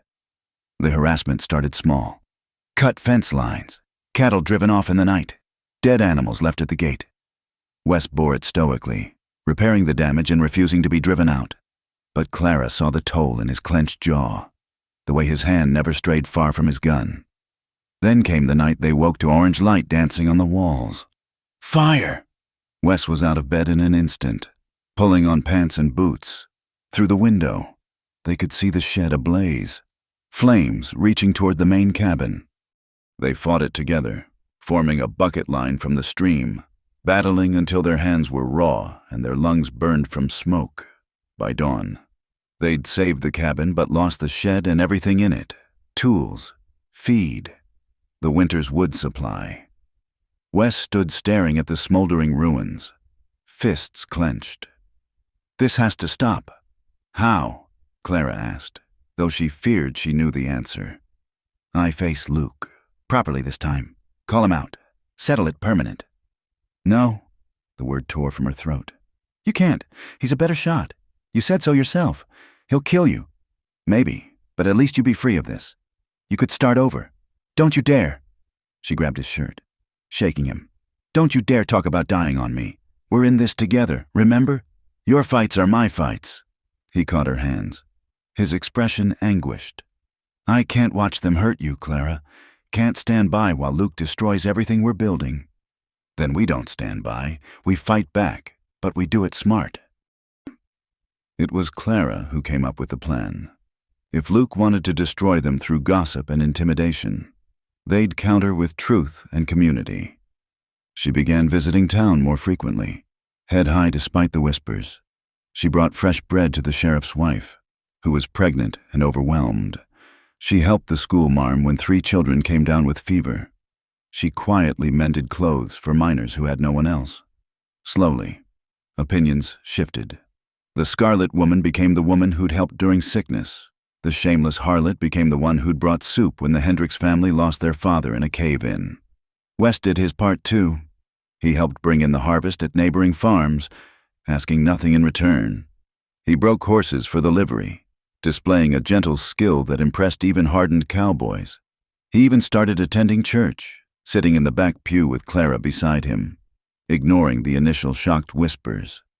"You're playing a long game," Sam Morrison observed one day when Clara stopped by the saloon to visit. "Smart, but Luke won't give up easy." He was right. The night before the autumn dance, an event Clara had boldly decided they would attend, Luke appeared at the cabin. Wes met him in the yard, rifle across his arms. "That's close enough. Easy, brother. I come in peace." Luke held his hands up, showing he was unarmed, but his smile was sharp as broken glass. "Wanted to give you fair warning." "About what?" "Tomorrow night, I'll be at the dance, and I'll be announcing my engagement to Miss Amelia Thornton. You remember her? The judge's daughter?" Wes said nothing, but Clara saw his knuckles whiten on the rifle. "Funny thing," Luke continued. "Her father's very interested in my story about you two, living in sin, flouting decent society. He thinks it's a matter for the law, corruption of morals. He calls it, could mean jail time. For her, at least. You bastard! Now! Now! No need for name-calling. I'm offering a solution. Luke's eyes glittered with malice. You leave. Tonight. Alone. Head back east or west. I don't care. But you leave Clara here, free to make better choices. Do that, and I forget to mention your arrangement to the judge. Go to hell. Think about it, Luke said, backing toward his horse. Your freedom for hers. Seems like a small price for love, doesn't it? After he left, Wes stood staring into the darkness for a long time. Clara wrapped her arms around him from behind, feeling the tension in every muscle. You're not considering it? She said. He could do it. Judge Thornton's a moral crusader. He'd love to make an example of us, of you. Let him try. I've survived worse than small-town judgment. Wes turned in her arms, his face etched with worry. Prison, Clara. He's talking about prison. Then we face it together, or we run together. But we don't separate, never again. He crushed her to him, and she felt him tremble. I'm not strong enough to leave you again. God help me, I'm not. Good, because I wouldn't let you. They made love that night with desperate passion, each touch affirming their choice to stand together. Clara marked him with her nails and teeth, primitive claims that made him groan her name like a prayer. He worshipped her body until she shattered apart, then put her back together with gentle kisses and whispered promises. The next evening, Clara dressed in her best gown, the blue wool that had survived everything. She pinned her hair up properly, added her mother's small pearl earrings. When she emerged from the bedroom, Wes's eyes went wide. Beautiful, he breathed. He'd made his own effort, clean-shaven, hair slicked back, wearing a black suit she hadn't known he owned. He looked younger, almost vulnerable, and devastatingly handsome. Ready? He asked, offering his arm. Ready. The dance was held in the town hall, lanterns strung from the rafters casting warm light over the assembled crowd. Conversation stuttered and stopped as they entered. Clara felt the weight of every stare, heard the sharp intake of breath from the proper ladies, the muttered comments from the men. Then Sam Morrison's voice boomed out, Wes, Clara, got seats saved over here. The spell broke. A few people nodded cautiously. The sheriff's wife actually smiled. They made their way to Sam's table, where several of the miners and their wives had gathered, the outsiders, the ones who understood what it meant to be judged. Luke arrived fashionably late, the judge's daughter on his arm. Amelia Thornton was everything Clara wasn't, blonde, delicate, raised to be the perfect ornament for an ambitious man. She simpered at Luke's every word, while shooting poisonous glances at Clara. Judge Thornton himself, a man who looked like he'd been carved from righteous indignation, fixed his stare on Clara and Wes. Clara met his gaze steadily, refusing to be cowed. The music started, fiddles and guitars filling the air. Couples took to the floor.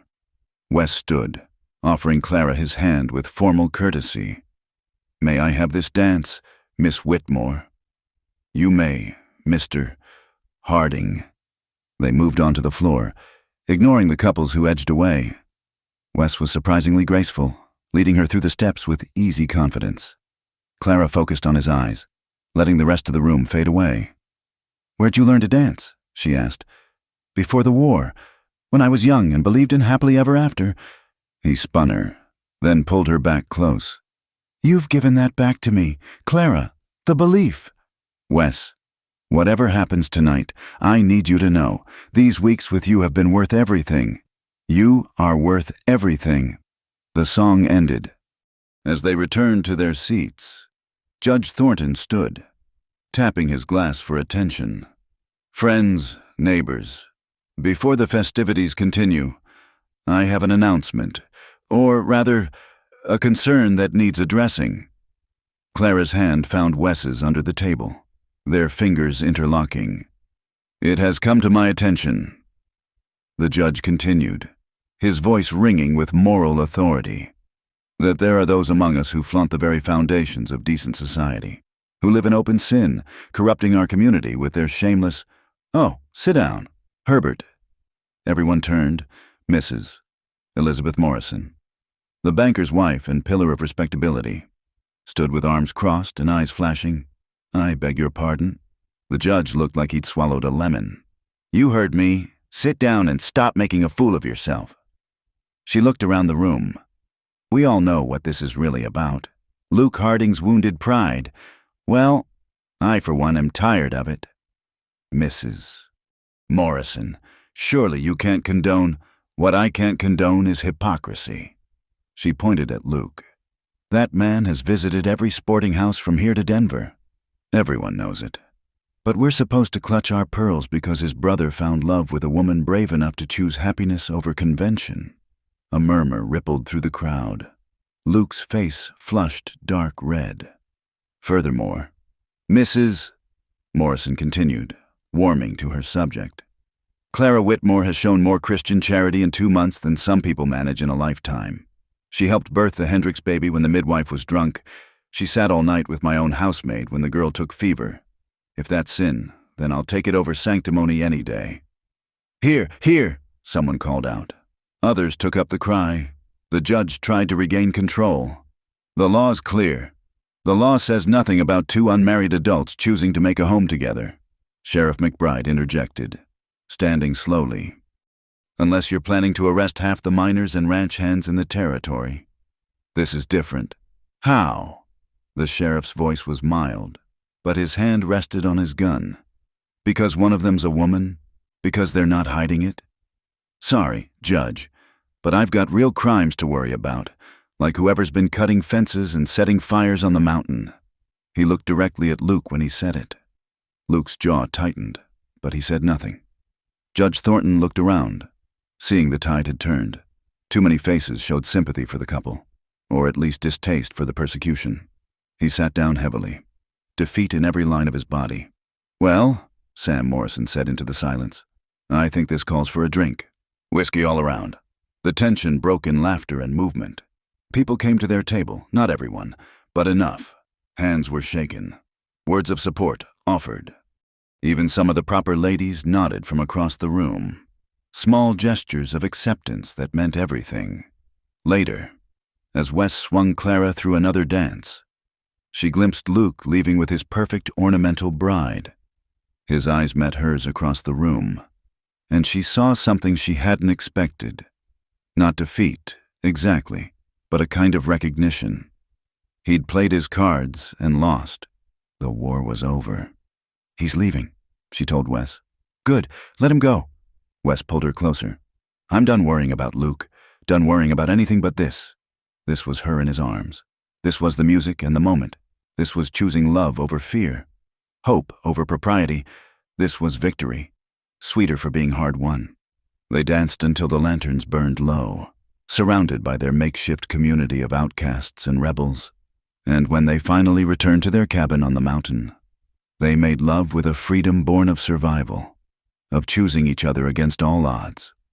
Outside, the first snow of winter began to fall, blanketing the world in pristine white. Inside, Clara and Wes held each other close, no longer hiding, no longer afraid. They'd won the right to their happiness, and that was worth more than all the respectability in the world. The courthouse stood like a monument to judgment, red brick and white columns stark against the March sky.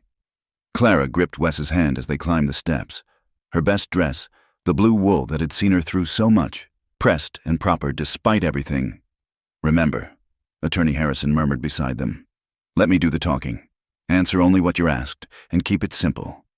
Inside, the courtroom was packed. Word of Luke's lawsuit had spread like wildfire through the county. Clara recognized faces from town, some sympathetic, others eager for scandal.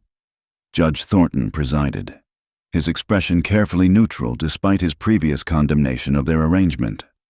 Luke sat at the plaintiff's table with his lawyer, dressed impeccably, every inch the wronged gentleman. He didn't look at them as they took their seats. "All rise," the bailiff intoned. The matter of Harding versus Harding and Whitmore is now in session.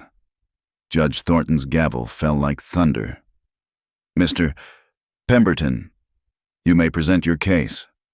Luke's lawyer stood, a thin man with the demeanor of a hungry ferret.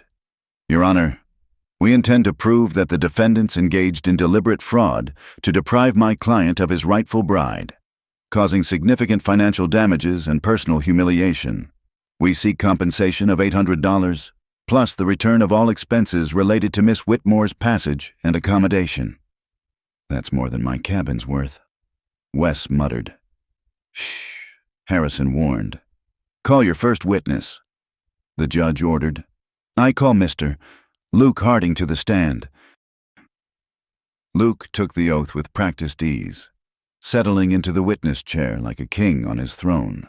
Under Pemberton's guidance, he painted a picture of betrayal and deception, the devoted suitor awaiting his bride, the treacherous brother who intercepted her, the deliberate seduction designed to humiliate him before the entire community. I wrote to Miss Whitmore faithfully, Luke testified, his voice rich with wounded sincerity.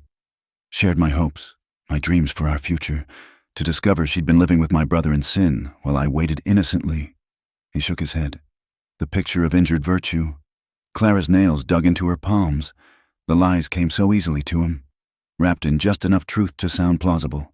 Your witness, Pemberton said to Harrison. The defense attorney rose slowly, adjusting his spectacles. Mr. Harding, these letters you claim to have written, do you have them? Miss Whitmore would have them. I see. And do you recall their specific contents? Luke's eyes narrowed slightly. General sentiments of affection and plans for our life together. Can you quote a single line from any letter you personally wrote to Miss Whitmore? A pause. It was months ago. Yet you claim deep emotional investment. Surely a man remembers the words he uses to court his intended bride. Objection. Pemberton called. Argumentative. Sustained.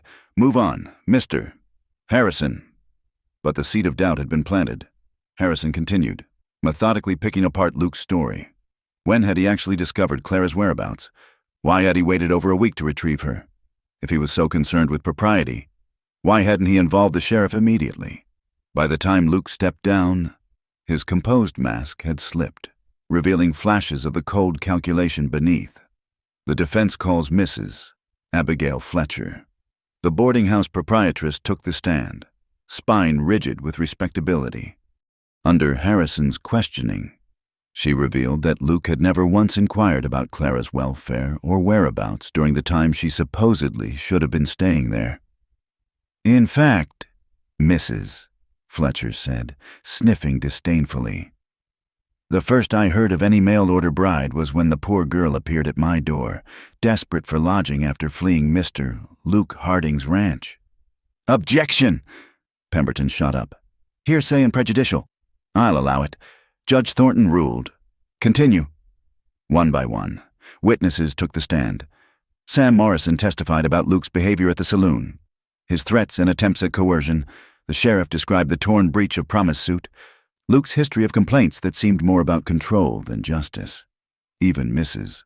Elizabeth Morrison, the banker's wife, testified about Clara's character and contributions to the community. Then came the moment Clara had dreaded. The defense calls Miss Clara Whitmore. She rose on unsteady legs. Wes's whispered courage following her to the stand. The Bible felt cool under her palm as she swore to tell the truth. Harrison's questions were gentle, leading her through her story, the correspondence that had brought her west, the journey, the first meeting with Wes instead of Luke. Why didn't you go directly to Mr. Luke Harding when you realized the mistake? I was ill, Clara said, her voice gaining strength. Mr. Wesley Harding showed me kindness and allowed me to recover before meeting my intended. There was nothing improper in his initial invitation. And later, when you chose to remain at his cabin, Clara lifted her chin.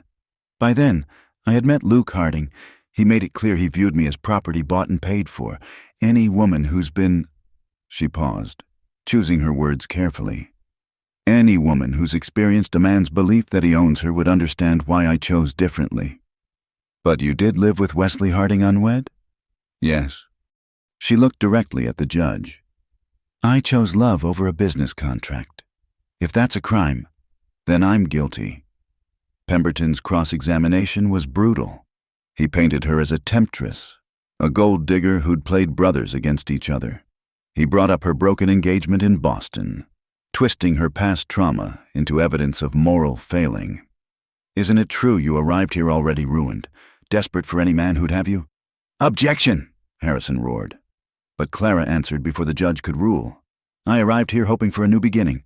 What I found was two brothers, one who saw me as property, another who saw me as a person. My choice was clear. Your choice was sin. Miss Whitmore. My choice was love. Mr. Pemberton. Something you clearly know little about. Snickers rippled through the gallery before the judge's gavel restored order. When Clara returned to her seat, Wes caught her hand, squeezing tight. Brave girl, he whispered. The defense calls Mr. Wesley Harding. Wes took the stand with the contained energy of a man ready for battle. Under Harrison's questioning, he laid out the truth, Luke's deception about the letters, his absence when Clara arrived, his treatment of her as chattel rather than a person. I never intended to fall in love with her, Wes said, his eyes finding Clara's across the courtroom. I fought at every step, but watching Luke try to break her spirit, reduce her to property, I couldn't stand by. Yes, I kept her at my cabin. Yes, I fell in love with her, but I never stole her. You can't steal a person who was never owned to begin with. Pemberton attacked hard on cross-examination, bringing up Wes's war record, his drinking, his fights. You're a violent man, aren't you, Mr. Harding? Unstable, dangerous. I've been violent, Wes admitted. The war taught me that, but with Clara, I learned something else, that violence isn't strength. Real strength is gentleness. Real courage is choosing love when the whole world says you're wrong. Pretty words from a man who assaulted his own brother. I defended the woman I loved from a bully. I'd do it again. Your Honor, Pemberton said, turning to the judge, the defense admits to the assault, admits to the improper relationship. The law is clear.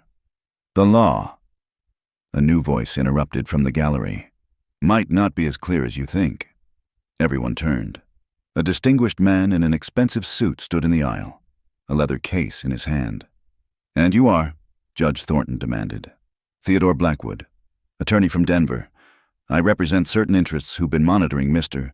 Luke Harding's business practices. He approached the bench. I have documents here that might shed light on this case. Objection, Pemberton sputtered. This is highly irregular.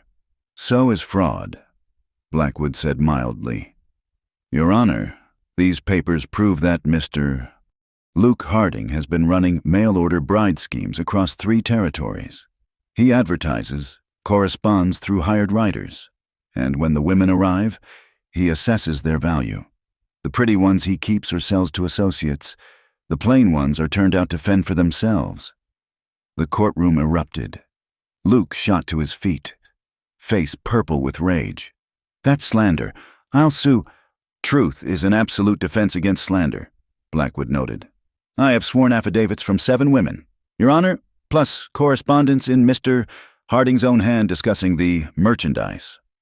Judge Thornton's gavel cracked repeatedly before order was restored. Mr. Pemberton, I assume you'd like to conference with your client, but Luke was already pushing past his lawyer, heading for the door. Sheriff McBride stepped into his path. Not so fast. Harding, sounds like we need to have a conversation about federal mail fraud. This is persecution, Luke snarled. All because my brother couldn't keep his hands off what was mine. The crack of Wes's fist against Luke's jaw was loud as a gunshot. Luke went down hard, blood streaming from his nose. Mr. Harding, Judge Thornton barked. You're in contempt. Worth it, Wes said calmly. Shaking out his hand, the judge sighed deeply. Given the unusual circumstances revealed here today, I'm dismissing all charges against the defendants. Mr. Luke Harding, you're remanded to custody pending federal investigation. Court is adjourned. The gavel fell one final time. In the chaos that followed, Luke being dragged away cursing, reporters shouting questions, townspeople gossiping excitedly, Clara and Wes found a quiet corner. It's over, Clara breathed. Really over. No, Wes corrected, pulling her close. It's just beginning. Outside the courthouse, Blackwood approached them. Miss Whitmore, Mr. Harding, my clients, the other women Luke defrauded, wanted me to thank you. Your courage in standing up to him gave them the strength to come forward. Will they be all right? Clara asked. Better than all right. Luke's assets will be liquidated to compensate his victims, including, Blackwood smiled, his share of the Harding ranch. Wes stiffened. I don't want. It's not about want. It's about justice. The ranch was built with your father's sweat and your brother's schemes. Time it went to someone who'll run it honest. He tipped his hat. Good day to you both, and congratulations. As Blackwood walked away, Clara and Wes stood in the spring sunshine, trying to absorb what had just happened. They'd walked in expecting to lose everything. Instead, we could move to the ranch house, Clara said tentatively.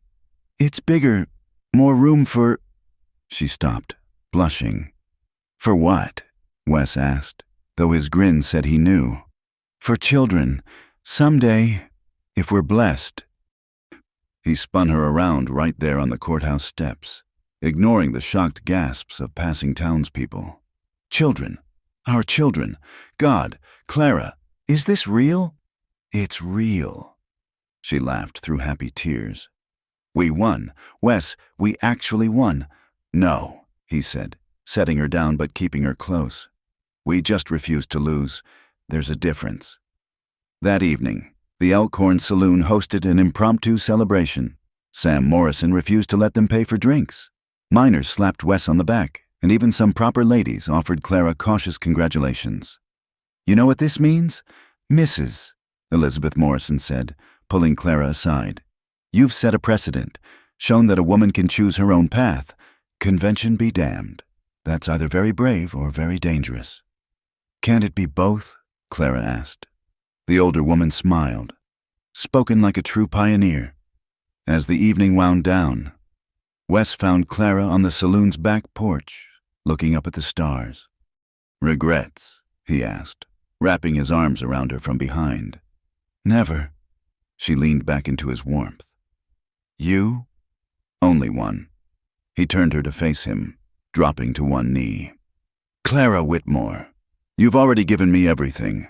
Your trust, your love, your courage. Will you give me one more thing? Wes, your hand. In marriage. Legal and proper and blessed by whoever will do the blessing. He pulled out a simple gold band. I know we don't need papers to prove what we have, but I want the world to know you're mine and I'm yours, forever and always. Clara sank to her knees in front of him, taking his face in her hands. Yes, 1,000 times yes. They kissed there in the darkness. Two souls who'd fought through hell to find heaven in each other's arms. Tomorrow they'd face new challenges. Running the ranch, building a family, creating a life together in a world that still didn't quite know what to make of them. But tonight, they had each other and the promise of all the tomorrows to come. And that was more than enough. That was everything. The morning of their wedding dawned clear and bright, with the kind of crystalline mountain air that made the world seem newly made. Clara stood at the window of the small room above the church, watching the town come alive below. Her hands trembled slightly as she smoothed the cream-colored dress misses Morrison had insisted on having made for her.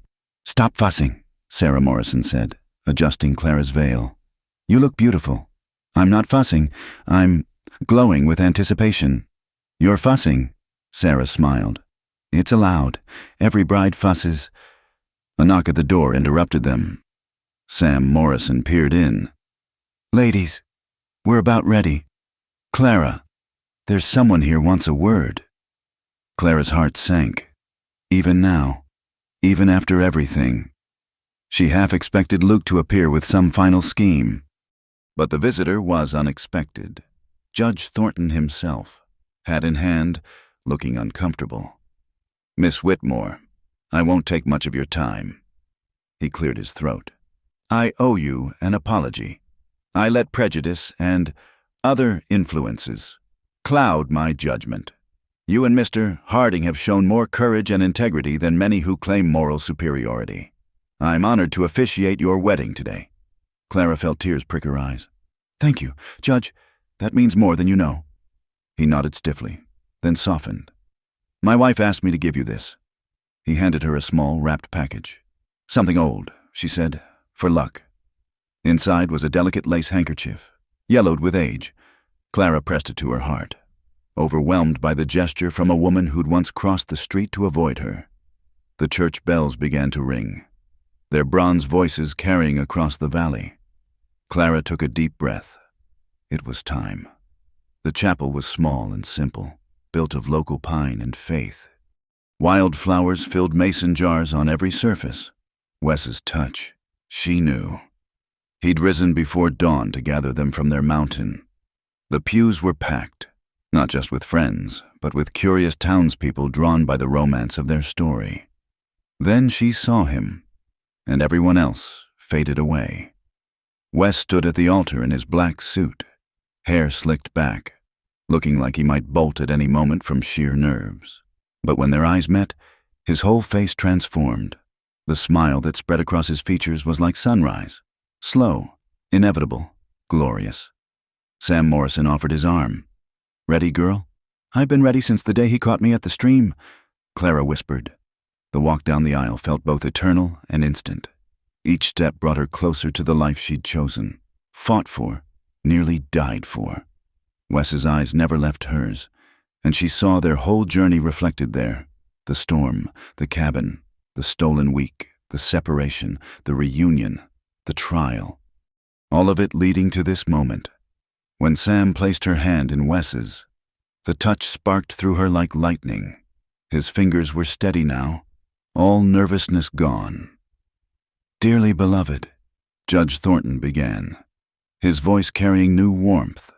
"We gather today to witness something rare and precious, a love that has been tested by fire and emerged purified. Clara and Wesley have asked to say their own words to each other." Wes cleared his throat, his thumb stroking over Clara's knuckles.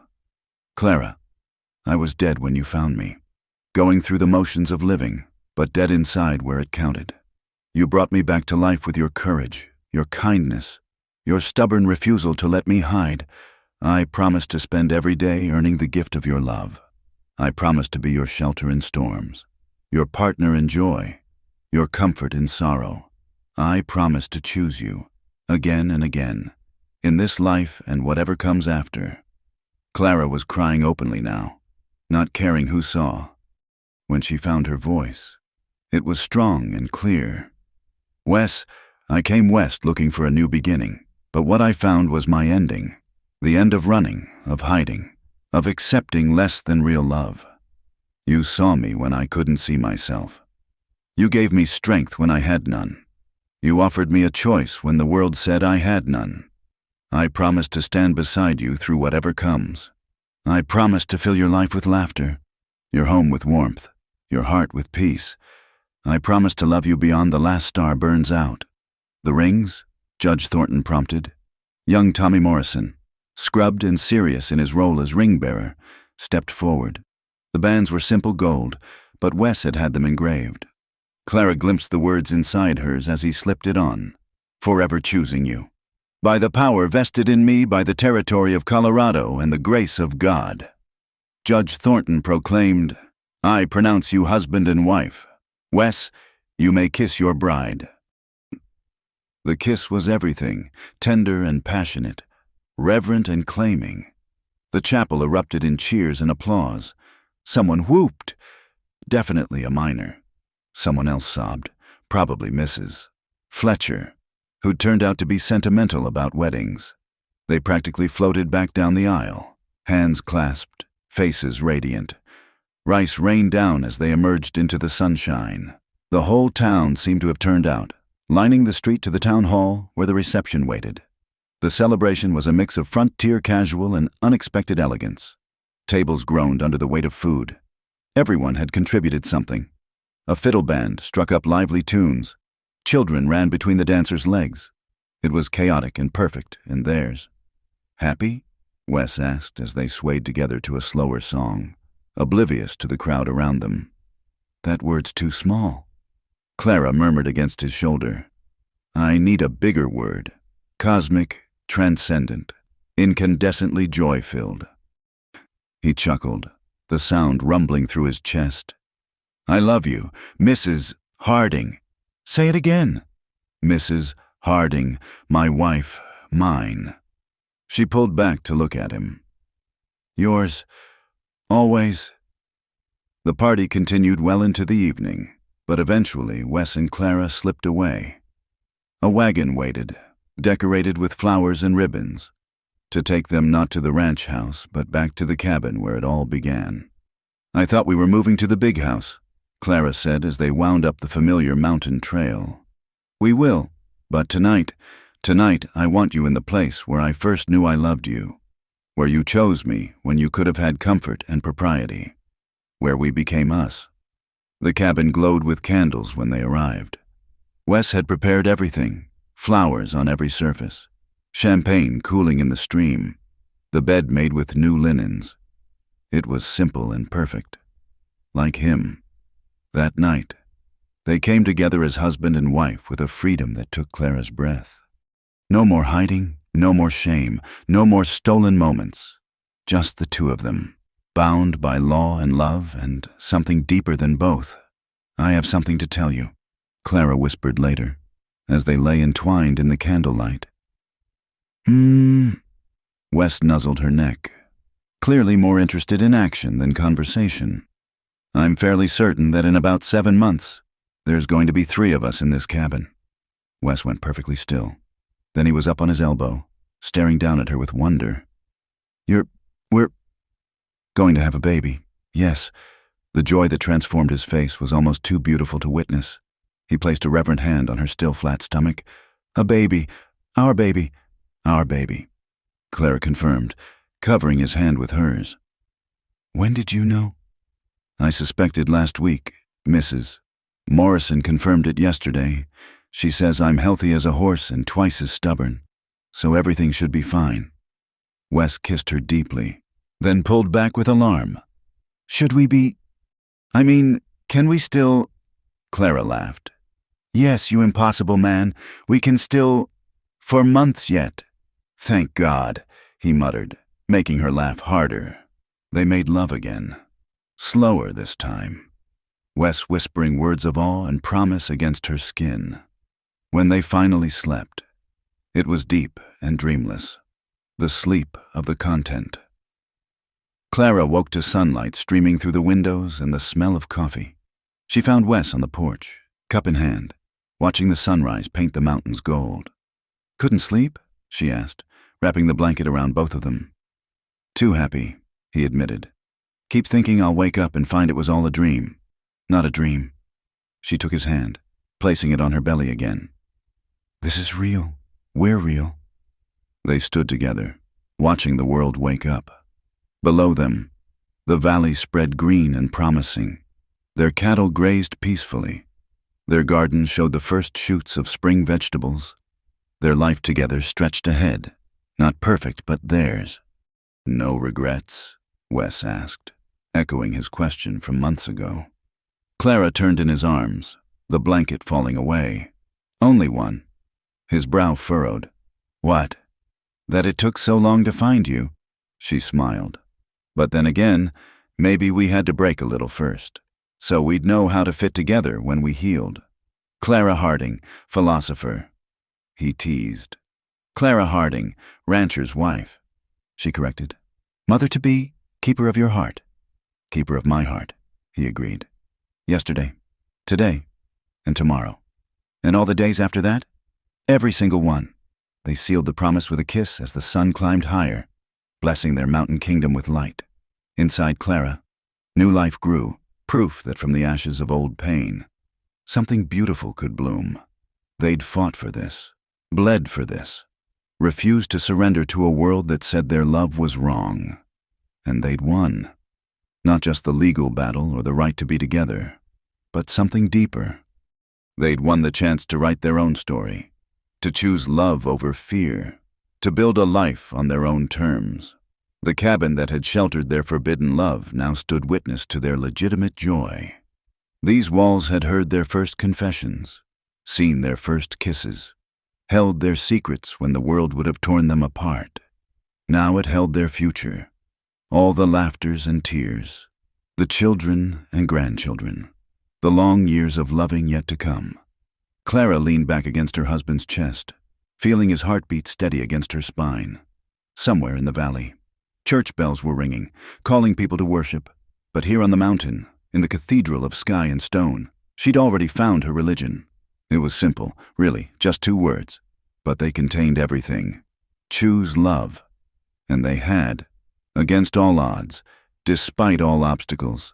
In the face of every dire prediction, they'd chosen love. And love, it turned out, was always the right choice. As the sun rose full and bright over their domain, Clara Harding smiled.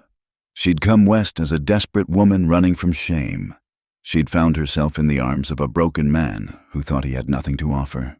Together, they'd discovered the truth, that sometimes the broken pieces of 2 hearts could form a whole more beautiful than either had been before. That love wasn't about perfection, but about choosing each other, again and again. Through every storm, the baby fluttered inside her, the first quickening of new life. Wes felt it too, his hands spreading wider over her belly, and she felt him smile against her hair. "Welcome to the world, little one," he whispered. "You're going to love it here." And watching the mountains blaze with morning light, feeling the strength of the man who held her and the promise of the child within, Clara knew he was right. They were home. Thank you for listening to this Wild West love story.